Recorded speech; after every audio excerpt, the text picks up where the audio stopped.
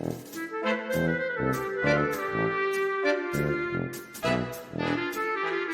bienvenue à tous sur le podcast Entrepreneurs d'idées du réseau Apogée. Je me trouve au sein de la Marpa Les Aïeux, je prononce bien. Les Aïeux, à Feuquières en Vimeux dans la Somme, et en présence de la directrice de la Marpa, Madame Lannes. Bonjour Madame Lannes. Bonjour. Est-ce que déjà vous pouvez nous expliquer ce qu'est une Marpa ? Alors, une MARPA, c'est une résidence autonomie, donc maison d'accueil et de résidence pour l'autonomie, qui a pour premier concept le maintien de l'autonomie. Donc, toutes les activités créées sur place permettent de concourir à un maintien dans la vie active des personnes de plus de 60 ans. D'accord. Donc, vous accueillez combien de personnes au sein de cet établissement ? Alors, nous sommes habilités pour accueillir 24 résidents permanents et un résident en séjour temporaire. Oui. Et au-delà de ça, nous bénéficions d'une plateforme de services cofinancée par le département de la Somme pour accueillir des personnes âgées du territoire de plus de 60 ans. D'accord. Donc je pense que vous allez nous expliquer un petit peu ce projet. Il faut savoir que là on est dans une structure où vraiment, je pense que s'il y a un mot qui me vient à l'esprit, c'est dynamisme. Nous venons ici pour le concours des Marpa Fleury, mais ce projet fait partie de plusieurs projets en cours, de réalisation. Et je pense que vous pouvez présenter plusieurs choses innovantes, puisque dans le cadre de ce podcast, on présente des projets originaux, innovants, inspirants. Est-ce que vous pouvez nous parler de certains projets, notamment ce projet de plateforme, qui je pense est vraiment un projet intéressant à évoquer.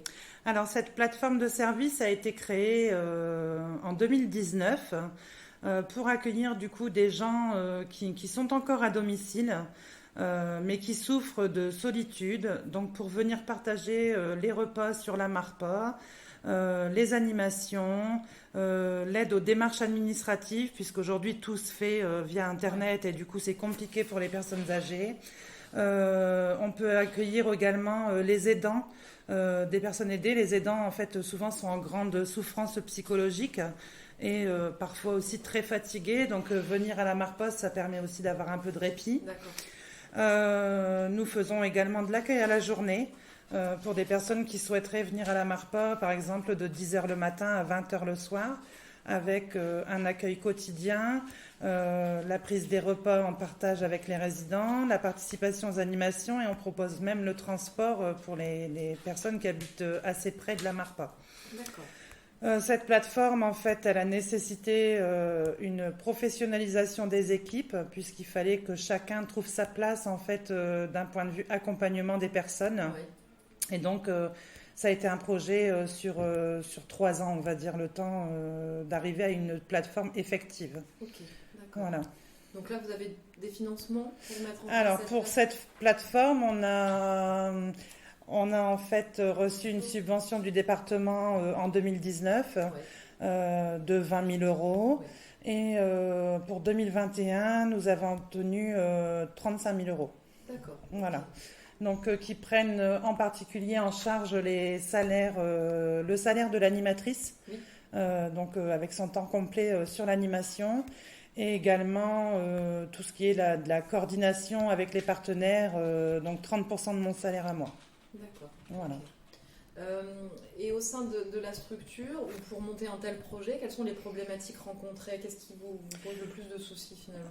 Alors en fait, pas de soucis particuliers, sauf bien sûr la peur du Covid actuellement. Ouais. Donc les personnes sont craintives pour rentrer en institution, et du coup la demande est rare.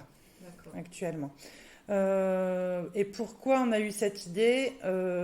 J'ai eu un appel un matin du mois d'août en 2018 pour un monsieur qui venait de perdre sa femme et qui m'a dit ma famille est repartie, j'ai perdu ma femme, j'ai jamais cuisiné et je me retrouve tout seul, est-ce que vous pouvez me faire à manger ce midi ? Donc effectivement, on a répondu positivement à sa demande et c'est de là qu'a émané en fait la plateforme de service. Également, ça permet, et ça c'est très important, de dédramatiser l'entrée en structure parce que la personne âgée, en venant sur la plateforme de service, va rencontrer le personnel, les autres résidents, et du coup l'entrée à la MARPA se fait plus en douceur. D'accord. Ça peut être par exemple un accompagnement sur 1 an, voire 2 ans, et bien souvent c'est la personne âgée elle-même qui vient nous rencontrer pour nous dire moi j'aimerais bien habiter ici. D'accord. Et ça reste vraiment une démarche naturelle. Ouais, tout à Voilà. fait. D'accord. Voilà. Pour une prise en charge et puis en douceur pour voilà, se familiariser avec la structure, le fonctionnement, etc. Est-ce que cette plateforme existe, ce type de plateforme, vous savez si elle existe dans d'autres départements ou vous êtes un peu novateur? Je pense que par rapport au MARPA au niveau national, on est novateur par rapport à cette plateforme de service. Mais c'est aussi le but des MARPA, c'est l'ouverture sur l'extérieur et répondre aux besoins d'un territoire. Et je pense que c'est notre action première en fait. Tout à fait, oui. Et on a pu voir notamment grâce à ce projet du concours des MARPA fleuries que vous travaillez avec d'autres partenaires, que vous êtes vraiment en lien avec d'autres structures pour le montage de ce type de projet et que ça fonctionne bien a priori. On a vraiment la chance sur Feuquières d'avoir un gros réseau autour qui répond toujours présent à nos sollicitations et vice-versa, puisque de toute façon on travaille vraiment beaucoup avec nos partenaires. Oui, c'est ce qu'on a pu voir. Vous travaillez aussi sur un sujet qui est, je trouve, très intéressant, c'est l'intergénérationnel. Vous êtes en contact avec des écoles. On travaille avec les MFR du secteur, donc les maisons familiales et rurales de Oisemont et d'Isengremer.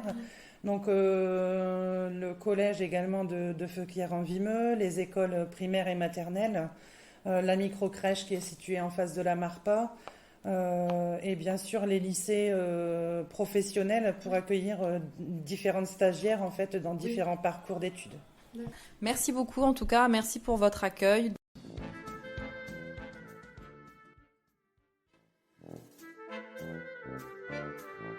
Et je me trouve en présence de Céline, animatrice au sein de la MARPA, qui a organisé et qui a participé et fait participer l'ensemble des résidents sur le concours des MARPA fleuries. Alors Céline, bonjour, est-ce que vous pouvez nous expliquer le point de départ? Qu'est-ce qui s'est passé? Pourquoi vous avez intégré ce concours et expliquez-nous un peu comment ça s'est fait, comment ça s'est construit. Alors en fait, c'est un concours organisé avec toutes les MARPA de Picardie. On nous demande de faire choisir aux résidents au démarrage 3 thèmes. Ensuite, on envoie ces 3 thèmes à la MSA, qui, eux, rassemblent tous les thèmes choisis de toutes les MARPA, qui nous renvoient la liste. Et ensuite, parmi cette liste-là, on doit rechoisir 3 thèmes.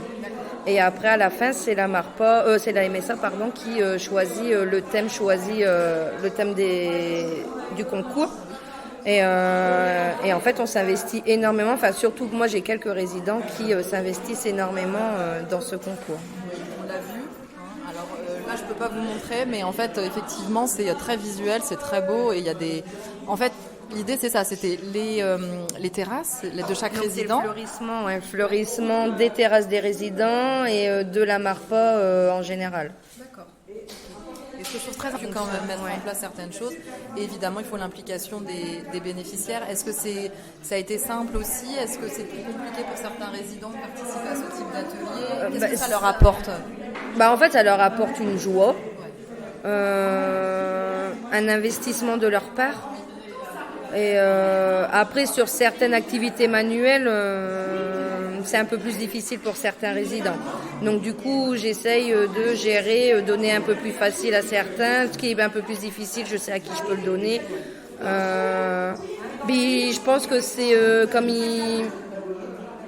ils voient l'investissement que j'ai dans mon rôle d'animatrice. Et c'est un rendu en fait pour moi. Ils veulent me rendre fière en fait, je pense, d'eux. Et puis eux, ils veulent me le mettre en retour en fait. On voit clairement tout au long de la journée, on voit que vous avez une relation très privilégiée avec les résidents, une relation presque, même c'est vraiment le sentiment qu'on a de la MARPA, très familial, il y a quand même ce côté très chaleureux et très familial au sein de la MARPA, et on le retrouve beaucoup avec la relation auprès de vos résidents et dans ce type de projet, clairement on sent que vous l'avez construit avec eux, pour eux, et que c'est un vrai partage. Et ça se voit et c'est vraiment visible sur les terrasses et ça rend quelque chose de vraiment joli et voilà. Et je vous félicite parce que vraiment c'est beau, c'est énormément de travail. On mettra en lien avec ce podcast le lien, les photos sur le projet pour que vous puissiez tous voir à quel point visuellement c'est très beau et c'est très réussi. Puis on espère surtout que vous allez gagner parce que le but c'était quand même ça. Le but c'est de gagner, oui. Et quand est-ce qu'on aura la réponse? Je ne sais plus par contre, je crois que c'est en septembre. Bon, bonne chance en tout cas et encore bravo pour le projet, merci. Merci.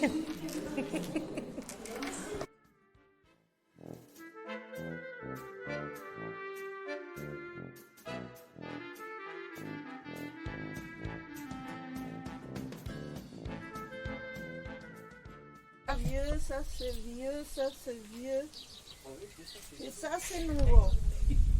Vous aimez les fleurs, Madame Capoun, hein? Attends, ah oui. Elle adore la nature, Madame Capoun. Des oiseaux, des fleurs, des jeunes, de la nature, les bêtes. Donc elle a un peu des petits oiseaux un peu partout dans ses fleurs. On en voit aussi? Ah oui, il y a des nichoirs là. C'est vous? Non, c'est pas elle. Ah si, ça c'est elle. C'est vous qui avez fait le nichoir, Madame Capoun? Ah là, celui-là.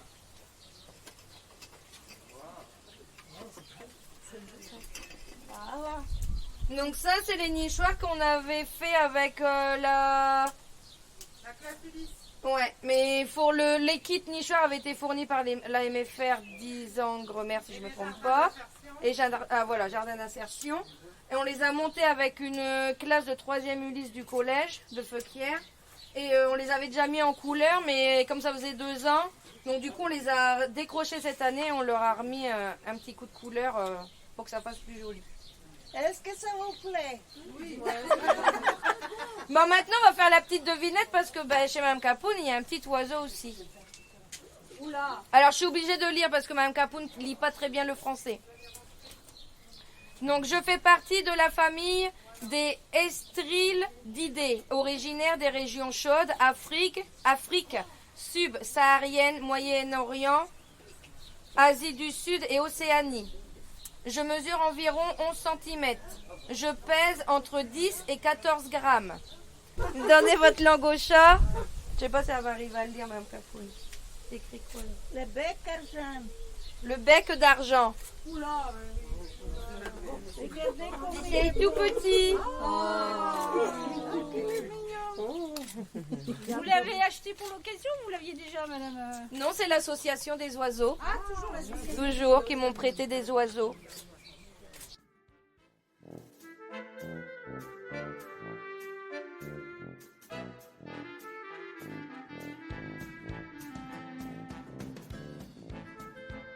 Intéressant, c'est qu'au final sur ce projet on a plusieurs partenaires. Oui. Donc est-ce que vous pouvez nous expliquer les partenaires? Alors, donc comme partenaire, donc on a une association feuquiéroise qui s'appelle la Gauloise, avec qui j'ai pris contact avec le président, Monsieur Alain Dumont. Grâce à cette collaboration, j'ai pu obtenir de vrais oiseaux en cage et en volière au sein de la MARPA, que j'ai pu faire découvrir au jury. Ensuite, on a différents établissements scolaires. On a l'école maternelle de Feuquières-en-Vimeux, où la petite section nous ont confectionné des perroquets grâce à leurs petites mains. Ils nous ont fourni aussi également des grandes affiches de fleurs et un mobile de fleurs qu'ils avaient confectionné au niveau du printemps. Ensuite, on a la MFR de Oisemont, dont on a l'administratrice Madame Théron, qui est professeure à la MFR.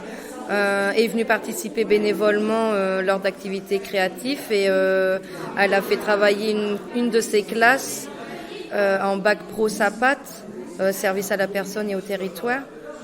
Donc du coup ils ont confectionné des diadèmes fleuris avec des oiseaux et des chapeaux avec des fleurs et des oiseaux également pour les messieurs. On a aussi la MFR 10 Angremer qui nous ont confectionné des jardinières en hauteur. Donc ça, c'était un projet qui datait de 2020, qui avait été stoppé dû à la crise sanitaire, mais que nous avons pu recevoir cette année 15 jardinières et nous en manque quelques-unes que nous recevrons en fin d'année. Et aussi, toujours par la MFR 10 Angremer, Il y a 2 ans, nous avions, lors de la Semaine Bleue, nous avions travaillé avec eux. On avait reçu quelques kits de nichoirs que nous avions montés avec des élèves de 3e Ulysse du collège de Feuquières. Et on les avait peints accrochés. Et du coup, pour cette année, je les ai décrochés et repeints avec les résidents.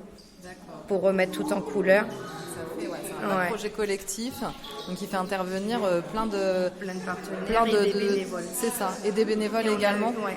En fait, on a la femme de notre ancien président qui a participé avec moi, qui m'a fortement aidée pendant des ateliers créatifs. Elle est toujours présente. Dès que je lui demande de l'aide, elle vient. Donc ça, c'est important. Pour réaliser un tel projet, c'est vraiment important d'être entouré et d'avoir plusieurs parties prenantes pour le coup. Là, pour cette année, oui, je crois que c'est la première année où j'ai demandé, j'ai démarché, on va dire. Et quand même avec l'aide de la direction, parce que des fois les idées me viennent pas tout de suite, mais après c'est moi qui a fait la demande au niveau des directeurs, au niveau des professeurs, et le président de l'association La Gauloise. En fait, mon mari était président d'association sportive avant, donc en fait c'est mon mari qui m'avait déjà parlé de l'association sur les oiseaux que je ne connaissais pas.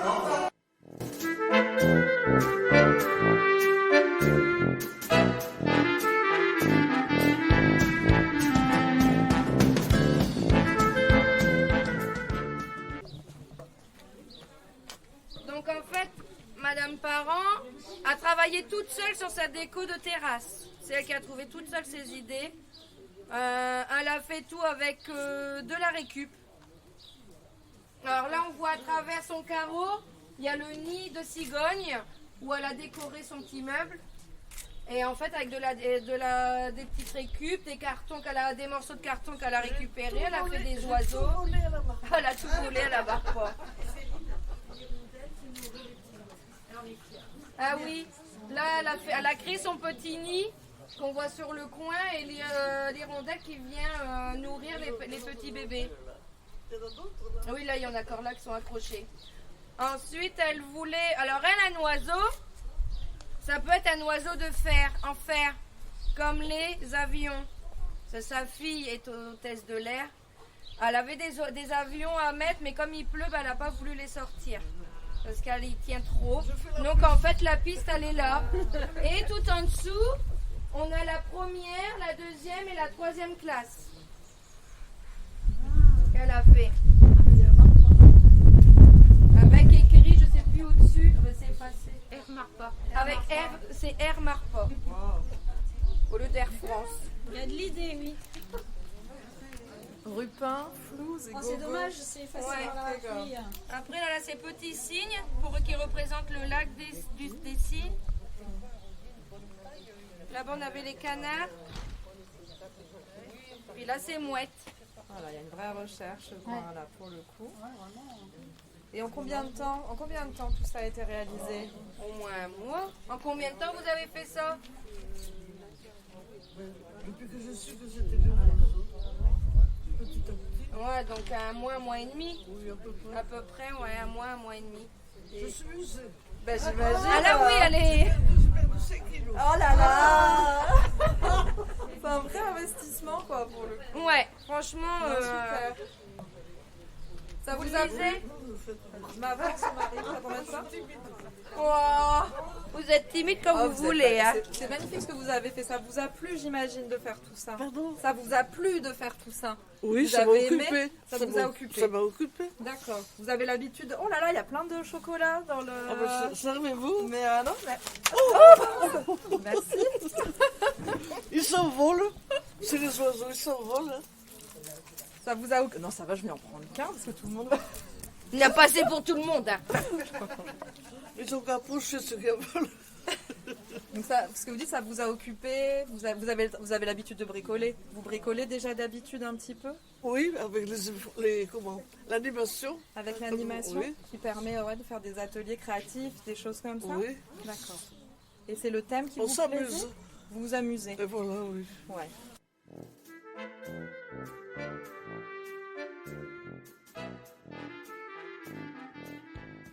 Je voudrais remercier tous les partenaires qui se sont associés à la démarche de concours des terrasses fleuries qui est déjà là depuis quelques années. Les résidents, toute l'équipe de la MARPA, en particulier Céline qui s'investit tous les jours pour faire un gros travail d'animation et puis aussi effectivement de travail pour la réalisation, et puis les autres MARPA qui sont venus en visiteur, et j'espère que le jury sera généreux avec la MARPA de Feuquières. On espère, oui, très fort. C'est vrai, moi j'insiste, merci Céline pour tout le travail accompli. Alors avec l'équipe bien sûr entière autour, mais vraiment tous les partenariats que vous avez trouvés et su mettre en avant tout le long de cette visite, bravo. Et bravo aux résidents pour votre investissement.